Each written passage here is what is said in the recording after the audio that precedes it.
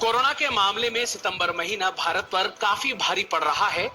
गुरुवार को आए आंकड़े भी इसकी तस्दीक कर रहे हैं, जिसके मुताबिक 24 घंटे में रिकॉर्ड 97,894 नए मामले सामने आए हैं और 1132 मरीजों की मौत हुई है। यहाँ गौर करने वाली बात यह है कि लगातार 15 दिनों से भारत में कोरोना से हर दिन 1000 से ज्यादा मौतें हो रही हैं।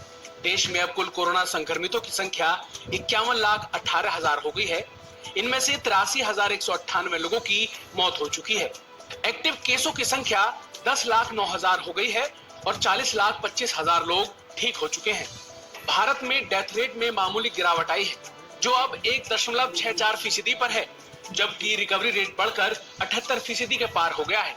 देश में फिलहाल पॉजिटिविटी रेट 7% से कम पर बनी हुई है। इसके अलावा 16 सितंबर तक कोरोना वायरस के कुल 6 करोड़ 5 लाख सैंपल्स टेस्ट किए जा चुके हैं, जिनमें से 11 लाख सैंपल्स की टेस्टिंग बुधवार को की गई।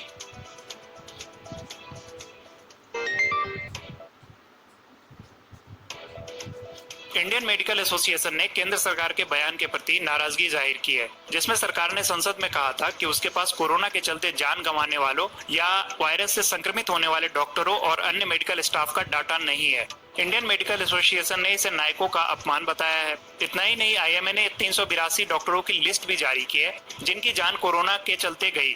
आईएमए ने मांग की है कि सरकार न सिर्फ कोरोना से मारे गए डॉक्टर्स को शहीद का दर्जा दे, बल्कि परिवार को सांत्वना और मुआवजा भी दे। इसके अलावा सरकार नर्सों व अन्य हेल्थ केयर वर्कर प्रतिनिधि से भी ऐसा ही डाटा ले।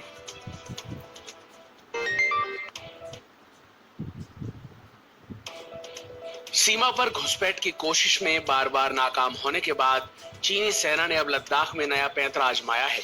चीन की आर्मी पीएलए ने अब पेंगोंग झील के फिंगर 4, चुशुल और मोल्डो सैन्य चौकी पर लाउड स्पीकर्स लगाए हैं।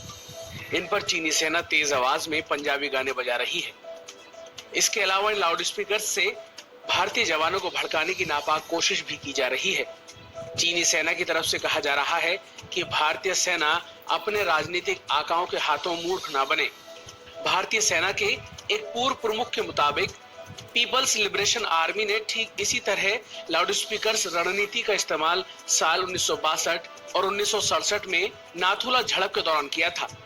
बहरहाल जिन चौकियों पर चीनी सेना ने लाउड स्पीकर्स लगाए हैं, वो भारतीय सेना की 24 घंटे निगरानी में है। गौर करने वाली बात यह है कि यह जगह वही है जहां बीती 8 सितंबर को दोनों देशों की सेनाओं के बीच करीब 100 से 200 राउंड हवाई फायरिंग हुई थी।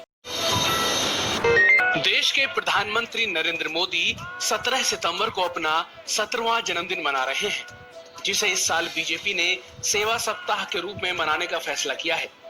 इस अवसर पर पीएम मोदी के 70वें जन्मदिन पर 70 थीम कार्यक्रमों का आयोजन किया जा रहा है। बूथ से लेकर प्रदेश स्तर पर सेवा सप्ताह को बड़ी धूमधाम से मनाया जा रहा है। इस अवसर पर मास्क, पौधे, हैंड सैनिटाइजर से लेकर स्त्रियों को साड़ी और सिलाई मशीन बांटी जा रही है। वहीं कोरोना वॉरियर्स को भी खासा सम्मानित किया जा रहा है। इस बीच बुधवार देर रात इंडिया गेट पर दिल्ली बीजेपी नेताओं समेत कार्यकर्ताओं ने भी लड्डू बांटकर पीएम मोदी के जन्मदिन को खास मनाया।